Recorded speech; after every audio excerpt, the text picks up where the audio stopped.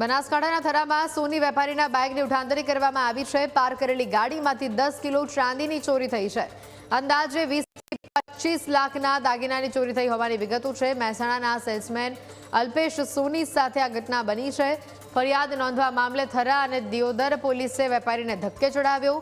ઘટનાના 24 કલાક બાદ પણ પોલીસ ફરિયાદ ન નોંધતી હોવાનો આરોપ છે।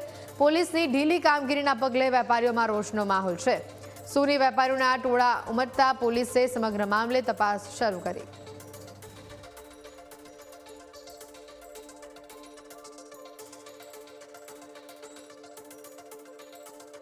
ચાંદીનો માલ 10 કિલોનો ત્યાં ગાડીની અંદર થેલો પડ્યો હતો અને થેલો ત્યાં જ પડ્યો હતો અને પછી હું 84 માર્કેટ છે ત્યાં હું ગયો હતો વેપારીને મળવા અને ત્યાંથી હું રિટર્ન આવ્યો અને અહીંથી ત્યાંથી મેં ગાડીનો સેલ મારીને સીધો દિયોદર વડિયા ગામે ગયો અને ત્યાં મને જોવા મળ્યું કે મારી ગાડીની અંદર જે 10 કિલો ચાંદીનો જે માલ હતો એ જોવા મને મળ્યો નહીં। તો હું તરત થરા પોલીસ સ્ટેશનમાં આવ્યો અને પોલીસ સ્ટેશનમાં મેં ફરિયાદ માટે અરજી કરી તો એ કહેવામાં આવે છે કે તમારો કેસ અહીંયા નથી લેવામાં આવે, તમારો કેસ દિયોદર લેવામાં આવશે। જ્યારે હું દિયોદર પોલીસ સ્ટેશનમાં ગયો ત્યાં મને એમ કહેવામાં આવ્યું કે આ કેસ અહીંયા નથી આવતો કારણ કે તમે જ્યારે થરાથી નીકળ્યા ત્યારે તમે ક્યાં બી હોલ્ડ કર્યો નથી, તમે તમારી ગાડીને તમારાથી દૂર કરી નથી। એનો મતલબ તમારો માલ અહીંથી દિયોદર એરિયામાંથી ગયો નથી, તમારો માલ થરાની અંદરથી ગયો છે।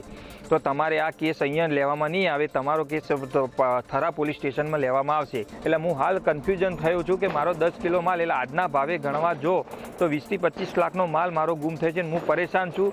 તો હું નમ્ર વિનંતી કરું છું કે મારી ફરિયાદ થરા પોલીસ સ્ટેશન લે।